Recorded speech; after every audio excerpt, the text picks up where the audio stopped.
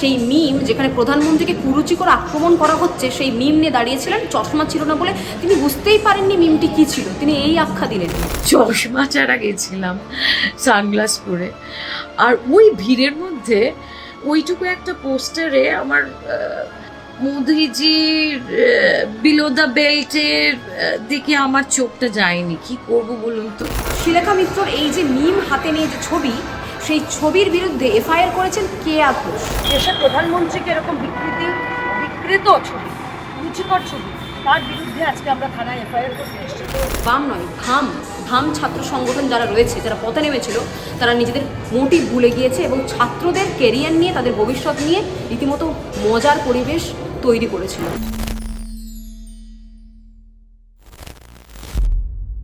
কলকাতায় আরশোলাদের উপদ্রব। কলকাতায় আরশোলা অর্থাৎ জেনজিরা তারা পথে নেমেছিলেন এবং সেখানে নেমে সাংবাদিকদেরকে মারলেন। নরেন্দ্র মোদী দেশের প্রধানমন্ত্রী তার বিরুদ্ধে কুরুচিকর মন্তব্য করলেন। একাধিক চিত্র আমরা ইতিমধ্যে দেখতে পাচ্ছি, সমাজ মাধ্যম উত্তপ্ত হয়ে উঠেছে। ধর্মেন্দ্র প্রধানের পদত্যাগের জন্য তারা পথে নেমেছিলেন, কিন্তু কোথাও গিয়ে তাদের যে মোটিভ ছিল, উদ্দেশ্য ছিল, সেই উদ্দেশ্য তারা হারিয়ে ফেলেছিলেন। আমরা কথা বলছি শ্রীলেখা মিত্রর ব্যাপারে।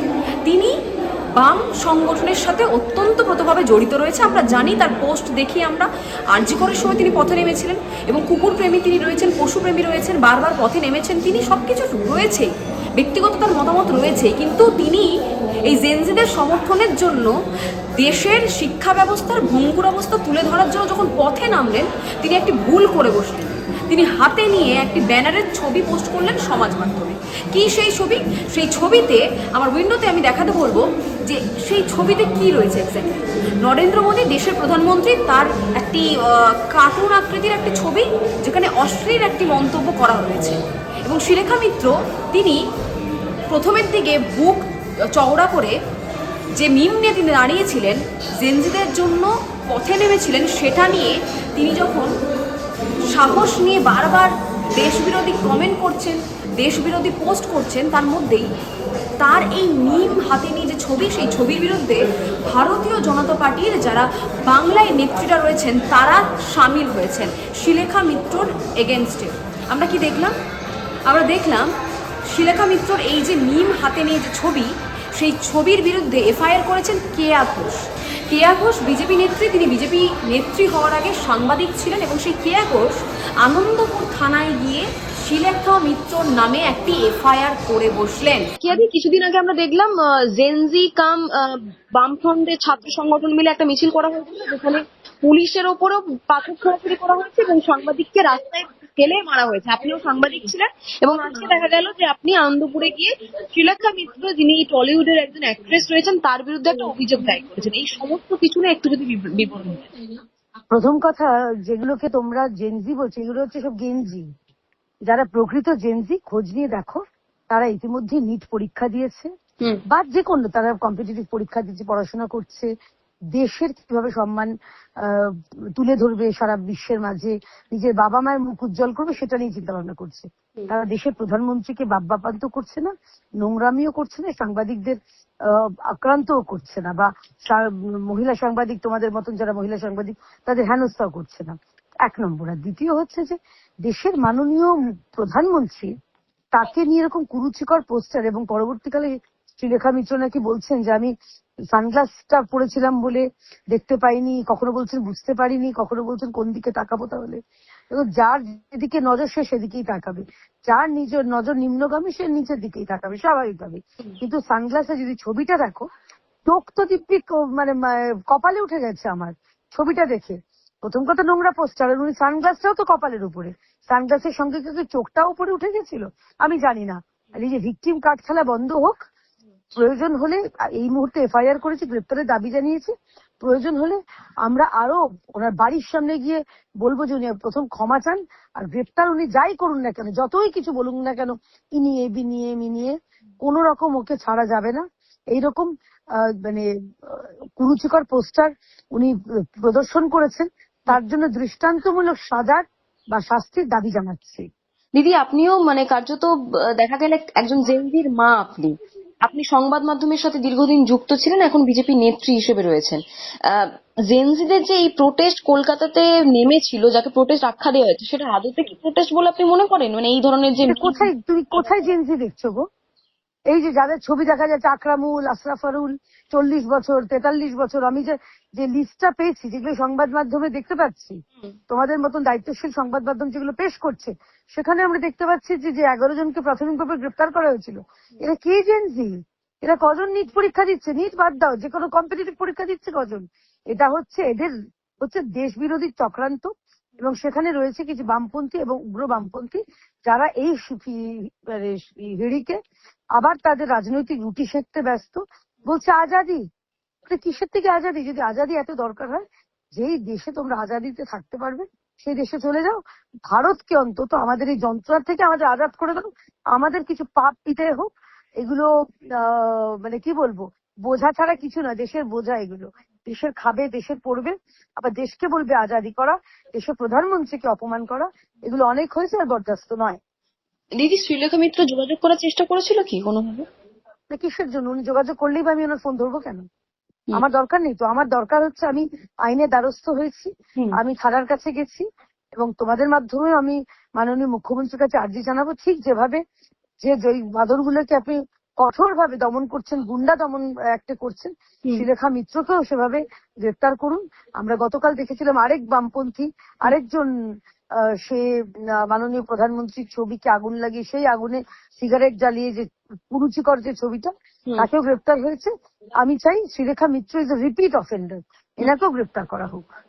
দিদি, আমার শেষ প্রশ্ন, আপনি তো আগে সাংবাদিকতা করেছেন দীর্ঘদিন ধরে, আগামীকাল যে সাংবাদিকদের যে মিছিলটি রয়েছে সংবাদ মাধ্যমকে আক্রমণ করার জন্য, আপনি কি থাকবেন ওখানে? আমাকে যদি সাংবাদিকরা আমন্ত্রণ জানায় নিশ্চয়ই থাকবো। সেখানে আমার রাজনৈতিক পরিচয় না, আমি থাকবো পশ্চিমবঙ্গবাসী হিসেবে, আমি থাকবো প্রাক্তন সাংবাদিক হিসেবে। কারণ আমরা দেখেছি আগে মানে গভর্নমেন্ট স্পন্সর সাংবাদিকদের পেটানো হতো, বা তৃণমূল আমলে।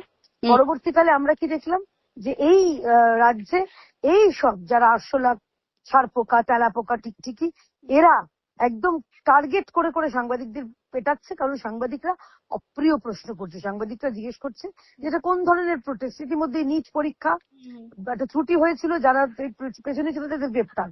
ইতিমধ্যে দ্বিতীয়বার মানে রেকর্ড টাইমে দ্বিতীয়বার পরীক্ষা হয়ে গেছে, কৃতকার্য হয়ে গেছে। তাহলে এটা কিসের জন্য? এটা কিছুর জন্য না, এরা যেন তেন প্রকারেরও দেশের গণতান্ত্রিক সরকারটাকে এরা চাইছে মানে কি বলবো, তিতি বিরক্ত করতে। এই গণতান্ত্রিক সরকার থেকে তারা ফেলতে চাইছে। নিজেরাই পড়ে গেছে, নিজেদের এখন দু পায়ে হাঁটার যোগ্য নয়। একজন তো স্কুটি করে ঘুরে বেড়াচ্ছেন, একজন সে মাঝে বিদেশে ছুটি কাটিয়ে এলেন। আগে নিজেরা দু পায়ে হাঁটিয়ে হাঁটিয়ে পাপা করুক, তারপরে দেশকে বা দেশের সরকারকে নিয়ে ভাববে তারা। এবং এফআইআর কপি হাতে নিয়ে তিনি বাইরে এলেন, এবং বাইরে এসে আমরা দেখতে পেলাম যে তিনি শ্রীলেখা মিত্রকে টার্গেট করে একাধিক তার মন্তব্য বললেন। কি বললেন কেয়া ঘোষ বিজেপি নেত্রী, আসুন দেখে নিন।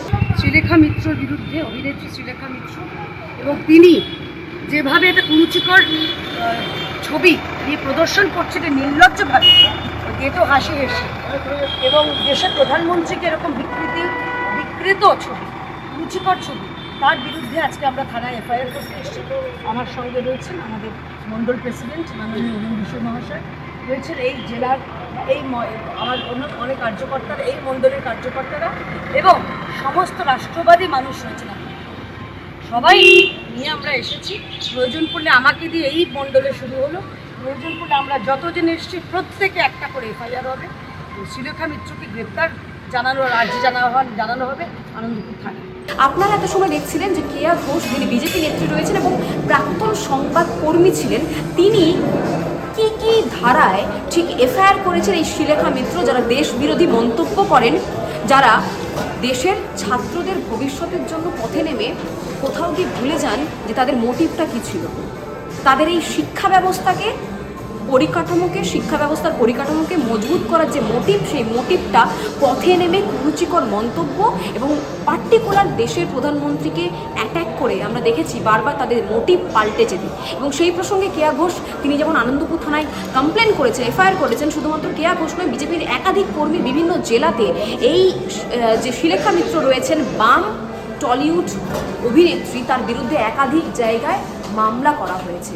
আমরা দেখেছি বারুইপুর, সেখানেও আমরা ইতিমধ্যে উইন্ডোতে দেখানোর চেষ্টা করবো। বারুইপুর সেখানেও দেখতে পাচ্ছি একজন বিজেপি কর্মী, মহিলা বিজেপি কর্মী, তারা থানায় গিয়ে এফআইআর করেছেন।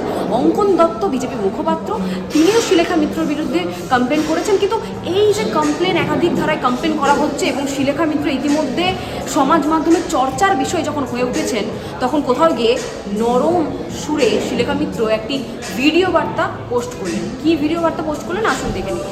ছবিটা দেখলেই বুঝতে পারবেন কি কেন কি বৃত্তান্ত। তো ওখানে আমি যতই বিজেপি বিরোধী হই, আন্ধভাগ বিরোধী হই বা মোদি বিরোধী হই, আমাকে কেউ দেশদ্রোহী আখ্যা দিলে সেটাও যেরকম ভীষণ মানে হাস্যকর ব্যাপার, সেটাই একই রকম হাস্যকর হচ্ছে যদি কেউ মনে করে যে ওই রকম ছবির মানে আমি ইচ্ছা করে এই ছবিটাকে আমি হাতে নিয়ে দাঁড়িয়ে করেছি। পেটে তো একটু শিক্ষা দীক্ষা আছে। এটা দিল্লি থেকেই পোস্টারিংগুলো হয়েছে। সেটা ওই অত লাখ লাখ হাজার হাজার ছেলে মেয়েদের মধ্যে ওই ঘামের গন্ধ, ওই অর্গ্যানিক মাঠে দাঁড়িয়ে বিপ্লব যেটা, মাঠের ভেতরে দাঁড়িয়ে বিপ্লব যেটা, এবং ওই রকম একটা বিপ্লব, ওই রকম একটা আন্দোলন, এবং সেখানে যখন লাঠি চার্জ করা হচ্ছে মহিলা পুলিশ এবং এমনি পুলিশও, তখন কিন্তু আমি আর 5টা যুব ছাত্রদের সাথে আমিও দৌড়েছি। এটা আমার জীবনের প্রথম এরকম একটা অভিজ্ঞতা। অনেক প্রতিবাদ মিছিলে গেছি, অনেক মিটিং মিছিল সভা অনেক কিছু করেছি, কিন্তু এইটা হয়নি। তো আমার একটা মেয়ে বড় হচ্ছে, সুতরাং আমার যদি প্রথমে চশমা ছাড়া গেছিলাম সানগ্লাস পরে, আর ওই ভিড়ের মধ্যে ওইটুকু একটা পোস্টারে আমার মোদিজির বিলো দ্য বেল্টের দিকে আমার চোখটা যায়নি। কি করব বলুন তো? একটু জেনারেলি মেয়েদেরকে জিজ্ঞাসা করবেন, মানে শতকরা 95% মহিলারা বলবে যে আমরা যদি কোনো পুরুষ মানুষকে দেখি, আমরা তার প্যান্ট দেখি না, প্যান্ট বা তার নিম্নাগ্নে দেখি না। সুতরাং সেখানে মোদিজির এরকম একটা ছবি, ওটা দেখে মজা লেগেছে। ওই কতগুলো ছেলে যাচ্ছিল, তারা প্রতিবাদে তারা পোস্টার দিয়ে করেছে, ছবি তুলতে এসেছিল, পোস্টারটা হাতে নিয়ে ছবি তুলেছে। আর দেখিও নি পোস্টারটাকে ঘুরিয়ে, সময় ছিল না, কারণ পুলিশের লাঠিচার্জ হচ্ছিল। শিলেখা মিত্র নাকি চশমা নিয়ে বেরোলেন। তিনি নাকি চশমা ছাড়াই সেই মিম, যেখানে প্রধানমন্ত্রীকে কুরুচিকর আক্রমণ করা হচ্ছে, সেই মিম নিয়ে দাঁড়িয়েছিলেন। চশমা ছিল না বলে তিনি বুঝতেই পারেননি মিমটি কী ছিল, তিনি এই আখ্যা দিলেন। তিনি নাকি সানগ্লাস পরে বেরিয়েছিলেন, তার সানগ্লাসটা মাথার ওপরে ছিল এবং হাতে ছিল কুরুচিকর সেই মিম, যেই মিম নিয়ে তিনি দেশের প্রধানমন্ত্রীকে আক্রমণ করেছেন এবং ভুলে গিয়েছেন পথে নামা তার মোটিভ কী ছিল। দেশের শিক্ষা ব্যবস্থার ভঙ্গুর যে অবস্থা রয়েছে, সেই অবস্থার চিত্র তুলে ধরতে গিয়ে এই ভাম ছাত্র সংগঠন যারা রয়েছে, যারা পথে নেমেছিল, তারা নিজেদের মোটিভ ভুলে গিয়েছে এবং ছাত্রদের কেরিয়ার নিয়ে, তাদের ভবিষ্যৎ নিয়ে রীতিমতো মজার পরিবেশ তৈরি করেছিল। আপনারা শুনলেন শিলেখা মিত্রর বক্তব্য, এবং বেঙ্গল লিবার্টির তরফ থেকে আমরা যোগাযোগ করার চেষ্টা করেছিলাম শিলেখা মিত্রর সাথে। তিনি কোনো ফোনই তোলেননি, তার ফোন সুইচ অফ রয়েছে। কোথাও গিয়ে তিনি ভয় পেয়েছেন এবং বিজেপি কর্মীরা তারা হুঙ্কার দিয়েছেন আজকের কার্গিল দিবসের দিন যে এই শিলেখা মিত্র, যিনি একাধিকবার দেশবিরোধী কথা বলেন, প্রধানমন্ত্রীকে কুরুচিকর মন্তব্য করেন, তাকে বিভিন্ন জেলায় গিয়ে এই এফআইআরের জবাব দিতে হবে। তিনি এই কথাটা বললেন। আপনারা এত সময় দেখছিলেন বেঙ্গল লিবার্টি। আপনাদের যদি কোনো মতামত থাকে অবশ্যই জানাবেন কমেন্ট সেকশনে, এবং চ্যানেলটি যদি ভালো লাগে অবশ্যই লাইক করুন, শেয়ার করুন, সাবস্ক্রাইব করুন। স্বাধীন কাঁচিহীন গেরিলা সাংবাদিকতার পাশে থাকুন। নমস্কার।